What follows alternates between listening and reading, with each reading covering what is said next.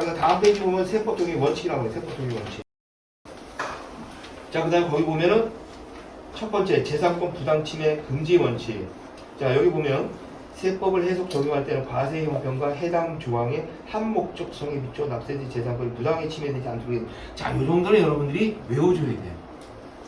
외워줘야 돼요. 과세 형평과 옛날에 강해 조항이라는데 해당 조항의 한목적성에 비춰 납세자의 재산권이 부당하게 침해되지 않도록 해석해야 된다. 자, 이걸 뭐라 하냐? 엄격 해석이라고. 엄격 해석.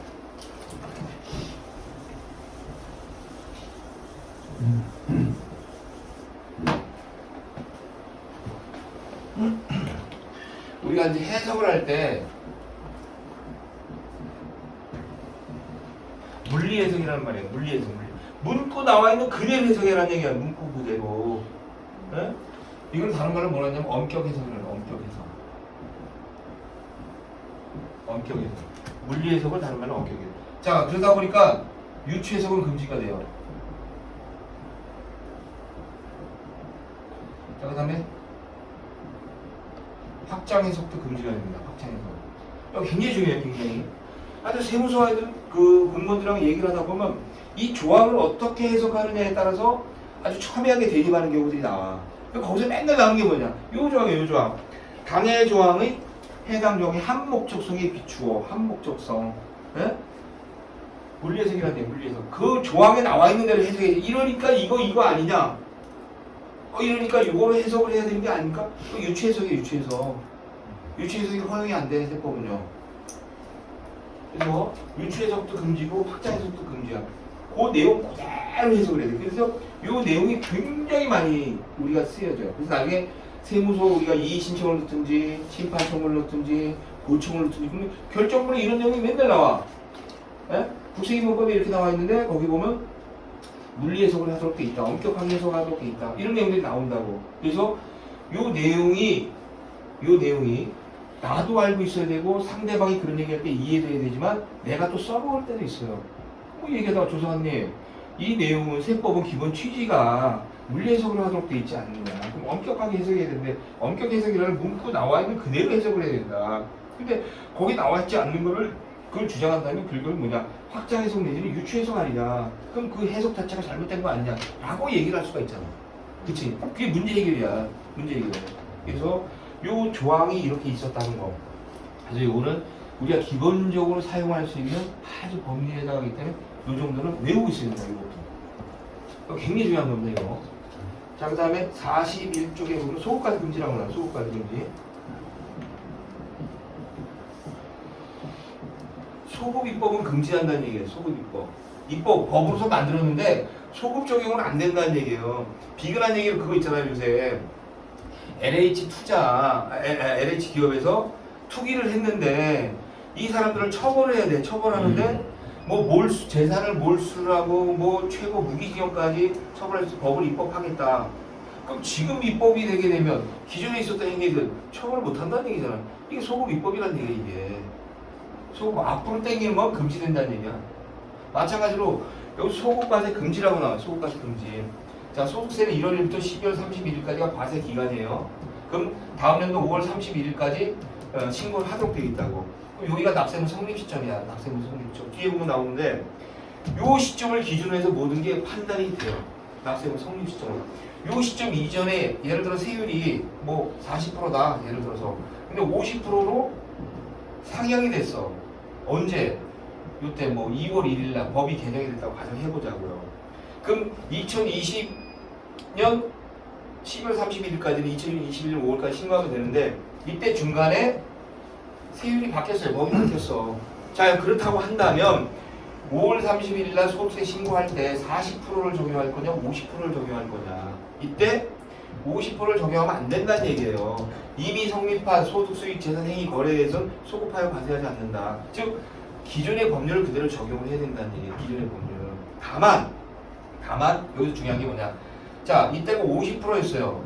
근데 40%로 바뀌었어. 그럼 납세자 입장에서는 40%를 적용하게 되면 10% 세금이 줄어들 거 아니야. 유리한 거는 인정이 된다. 이렇게 말해요. 자, 이게 굉장히 중요한 거야 이게. 유리한 소급표는 인정이 되지만 불리한 소급표는 인정이 안 돼. 자, 근데 중요한 게 뭐냐? 유리한 소급표는 국가가 알아가지고 다 적용이냐? 안 해준다는 얘기야. 안 해줘. 그럼 어떻게 돼? 각자가 알아서 주장을 해야 된다. 각자가 알아. 유리한 소급표는 인정이 되지만 불리한 소급표는 인정이 안 된다. 자, 그렇다 하더라도 유리한 소급표를 하더라도 국가가 무조건적으로 유리하니까 다 해주겠습니다가 아니라 각자가 알아서 자기 권리를 주장을 해야 되고 주장하는 자에 대해서만 그 이익을 보장해 주겠다는 얘기예요. 그게 어떤 일이에요? 우리가 하는 면책이라는 면책. 네? 우리 면책이 어떻게 돼요? 이게 뭐 얘기하겠지만 2008년도 1월 1일 국세징수법이 개정이 되면서부터 이 면책이 이제 시행이 됐다고 보면 되는데, 자, 이렇게 돼서 유리하게 납세자에게 유리하게 법이 바뀌었어요. 그럼 그 앞에 있던 사람은 국가가 무조건 해주냐? 안 해준다는 얘기야, 안 해준다는 얘기야. 뭐 어떻게?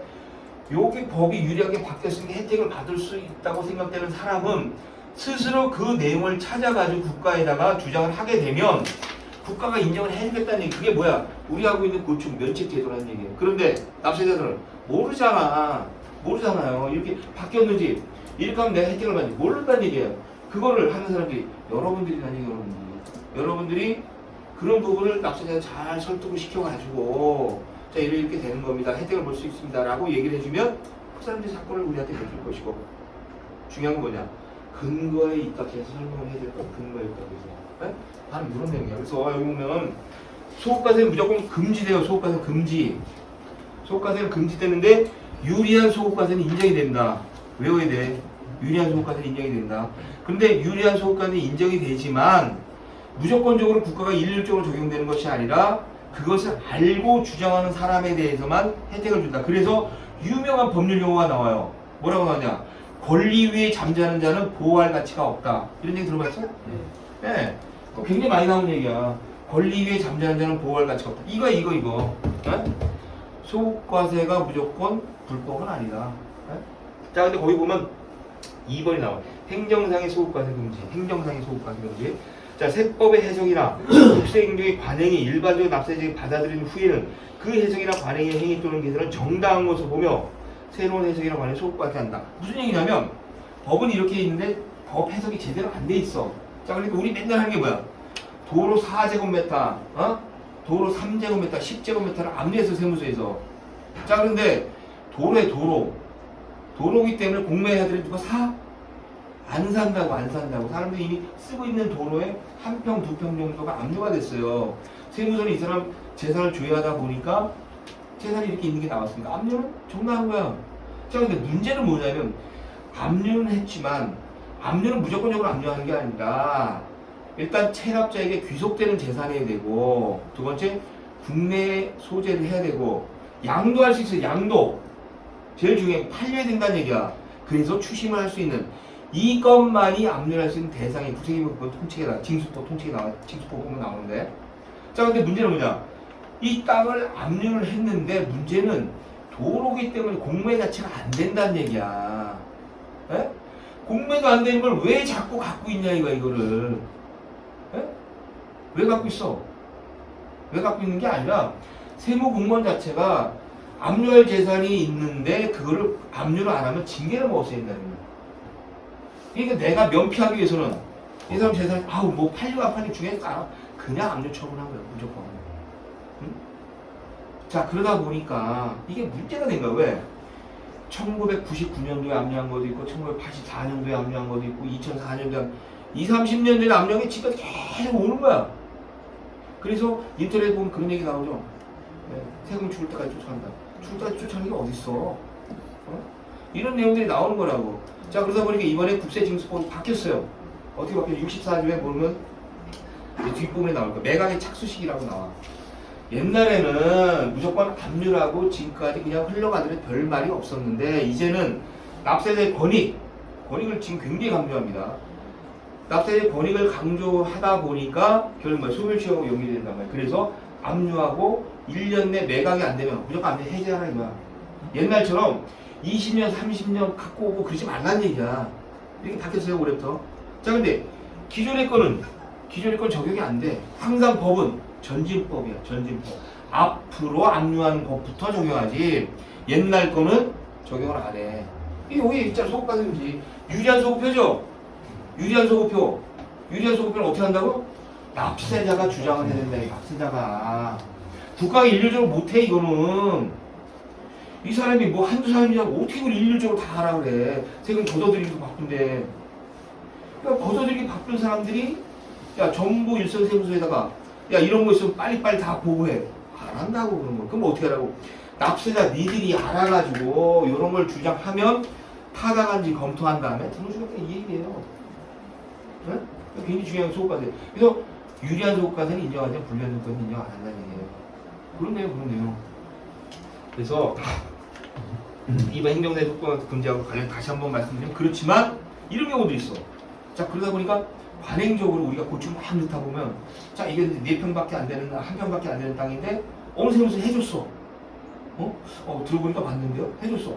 또 어떤 세무서도 해줬어. 두세 개 사례가 나왔어. 그러면 형평성 문제는 형평성. 여긴 해줬는데 여기는 왜 안 해줘? 여긴 해줬는데 여기는 왜 안 해줘? 그럼 이유가 있어야 될 거 아니야. 이게 바로 뭐냐? 일반적으로 납세자에게 받아들여진 거야. 납세자에게 몇 번 이렇게 되면 이거 다 해주는 건데 왜 안 해줘요? 이게 된다고. 그럼 뭐라고? 여기 나오는 행정상의 소급과세 금지라는 얘기야. 행정상의 소급과세 금지. 그래서 이게 별표 치셔야 돼. 별표 치셔가지고 18조 사망 소급과세 금지 중에 행정상의 소급과세 이걸 알아야 돼. 그러니까 공무원들하고 얘기를 할 때 왜 이게 돼야 됩니까? 라고 얘기를 할 때 근거가 뭐냐? 근거가 18조 사망에 나와 있는 우리 맨날 이게 써요. 청구서 나중에 읽어보면 납세자에게 일반적으로 받을 세금 관행이다 라고 주장하는 거야. 왜? 이렇게 사례가 있으니까. 그러니까 너희들도 해줘라 라고 주장할 수가 있다는 얘기예요. 그래서 요거 행정상의 소급과세 금지다. 요거 굉장히 중요한 거. 우리가 또 굉장히 많이 쓰는 내용이야. 많이 쓰는 내용. 그래서 이거는 여러분들이 꼭 하셔야 돼. 그 다음에 뭐 진정소급 부정 뭐 이거 읽어보시면 되고 중요한 거 아니고 세무공 국제적으로 세무공무 제작하는 게 기업적인 존중의 원칙 뭐 있는데 그렇게 읽어봐 그냥. 아무튼 국세 부과의 원칙과 세법적인 원칙이 중요한 거는 조항까지 외워야 돼. 조항까지 18조 3항이 이렇고 14조 1항은 실질관의 원칙이고 규정하는 실칙이고 2항은 거래 명칭 그 다음 3항은 경제적 실질 이렇게 외워야 돼. 얘기하다 보면 요 정도까지 여러분들이 알아줘야 돼요. 무조건. 이게 중요한 거야. 그 다음 특히 18조 3항이요. 18조 3항 세무 관행 요거는 입에 배야 돼. 그래야지 납세자한테 설명할 때도 쉽게 설명해 줄 수 있고 그 다음에 세무서 직원하고도 얘기할 때 물어봐야 될 거 아니에요. 왜 안 되는지. 그때 아주 적절하게 유효적절하게 사용할 수 있는 그런 조항이다.